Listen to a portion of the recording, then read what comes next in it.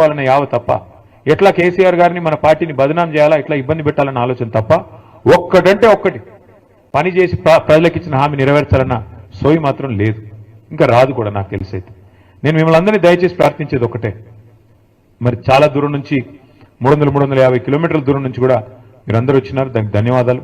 కానీ మిమ్మల్ని ప్రార్థిస్తా ఉన్నాం, మొదటి నుండి ఉమ్మడి ఖమ్మం జిల్లాలో ఏంటో కానీ మనకు తెలియదు, 3 ఎలక్షన్లు కొట్లాడినాం మనం తెలంగాణ వచ్చినాక, 14లో, 18లో, 23లో. ప్రతిసారి మనకు ఒకటే సీట్ వస్తుంది. ఆ ఒకటి అనే సంఖ్య దాటట్లేదు మనం ఎందుకో కానీ.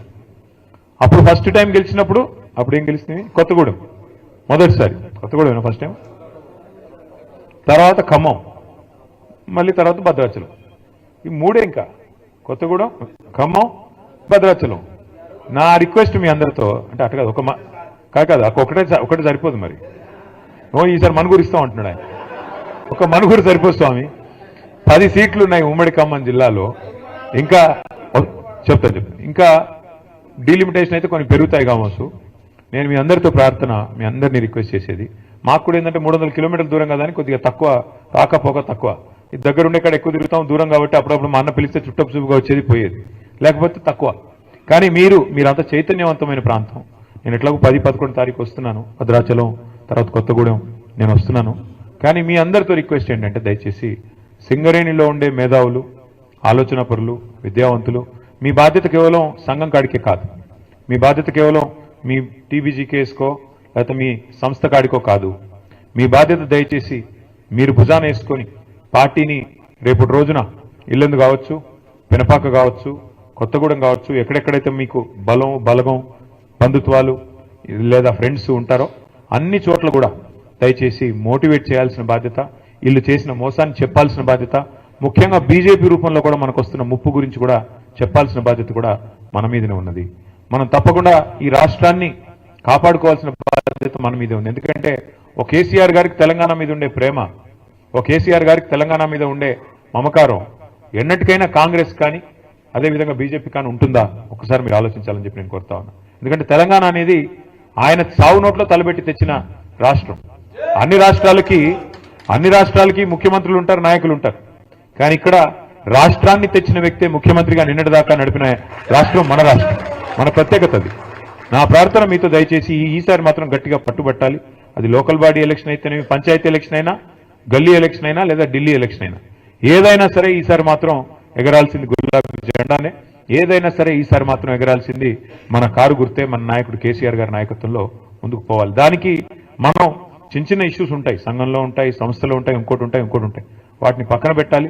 పొరపచ్చాలు లేకుండా మన నాయకుడు తిరిగి మళ్ళీ ముఖ్యమంత్రిగా తెలంగాణలో బాధ్యతలు చేపట్టాలనే లక్ష్యంతో తెలంగాణ ప్రజల కోసం, ఆయన కోసం కాదు, ఆయన ఆల్రెడీ 10 ఏళ్ళు చేశారు ముఖ్యమంత్రి, ఆయనకి ఏం కొత్త పదవి కాదు.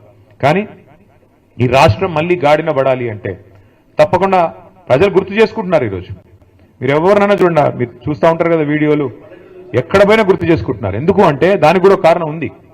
ఎప్పుడైనా పెద్దలు చెప్తారు, మన మధ్యన ఒక పెద్ద ఆయన ఉంటే ఆ వాల్యూ మనకు అర్థం కాదు, విలువ తెలియదు.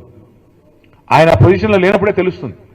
ఎప్పుడైనా సరే చీకటిని చూస్తేనే వెలుగు విలువ తెలుస్తుంది, గాడిదని చూస్తేనే గుర్రం విలువ కూడా తెలుస్తుంది. ఇవాళ గాడిదలు ఎవరైతే ఉన్నారో, నేను చెప్పను ఏ గాడిద అంటే మళ్ళీ అదో కథ, వాళ్ళని చూసిన తర్వాత ఇవాళ కేసీఆర్ గారి విలువ ప్రస్ఫుటంగా తెలుస్తున్నది ప్రజలకి. అయ్యో ఎంత తప్పు జరిగింది, అయ్యో ఎంత తప్పు. రైతులైతే నేను చూస్తా ఉన్నా, కొంతమంది వీడియోలు చూస్తా ఉన్నాను నేను, తమ చెప్పు తీసుకొని తాము కొట్టుకుంటున్నారు. మేము తప్పు చేశాము, కాంగ్రెస్ కోటేసి మోసపోయాము, రుణమాఫీ అంటే మోసపోయాము, రైతు బంధు పెంచుతామంటే వీళ్ళు ఏది చేయరు, వీళ్ళ వల్ల కాదు, ఇంకా ఉన్నదే పొడగొడుతున్నారు వీళ్ళు అని చెప్పి బాధపడతా ఉన్నారు. మరి అట్లా ఉండే రైతులు కానీ, కార్మికులు కానీ, మహిళలు 1,67,00,000 మందికి మాటిచ్చినారు, మీకు నెలకు 2,500 ఇస్తామని. వీళ్ళు ఇస్తారా? తులం బంగారం అన్నారు. నేను చెప్పాను ముందే, బంగారం కాదు, వీళ్ళు ఇనుము కూడా ఇవ్వరు. ఇది ఇనుము ఏమైనా ఉంటే ఉల్టా ఎత్తుకపోయే బ్యాచ్ తప్ప ఇచ్చే బ్యాచ్ కాదు అది. అలీబాబా 45 దొంగల్లాగా వీళ్ళు మామూలు వాళ్ళు కాదు, ఇది దండుపాలెం బ్యాచ్. ఇది ఆ బ్యాచ్, వీళ్ళు బంగారం ఇచ్చే బ్యాచ్ అసలే కాదు. మహిళల్ని కూడా అట్లా బుట్టలు వేసుకున్నారు, వాళ్ళని కూడా మోసం చేశారు. కాబట్టి ఒక్కొక్కరిని మనం చైతన్యవంతులు చేసి ఒక్కొక్క వర్గాన్ని దగ్గర తీసుకొని జాగ్రత్తగా ఒక్కొక్కటిగా ఇంకా మనకు టైం ఉంది, మనకేం తొందర లేదు, మనకేం ఇప్పటికిప్పుడు ఉరుకులు పెట్టాల్సిన అవసరం లేదు, టైం ఉంది. కానీ నిజంగా కూడా గొప్పగా అనిపించింది ప్రభాకర్ రావు గారు చెప్తుంటే, ఒక అధికార పార్టీని వదిలిపెట్టి ఇంకా 3 ఏళ్ళు సమయం ఉండగా లేదు ఆ పార్టీ మాకు వద్దు, మాకు మా మాతృ సంస్థ బీఆర్ఎస్ అంటేనే మమకారం, కేసీఆర్ గారు అంటేనే మమకారం అంటూ 350 కిలోమీటర్ల దూరం మరి దాదాపు ఉదయం 3 గంటలకు లేచి బయలుదేరి వచ్చిన మీ అందరికీ కూడా శిరస్సు వంచి హృదయపూర్వకంగా స్వాగతం సుస్వాగతం తెలియజేస్తూ ముందుగా అందరం కూడా కండువాలు కప్పుకుందాం. కానీ కొద్దిగా ఒక పద్ధతిలో ఒకవైపు నుంచి ఒకవైపు పోయేటట్టు కండువాలు కప్పుకుందాం.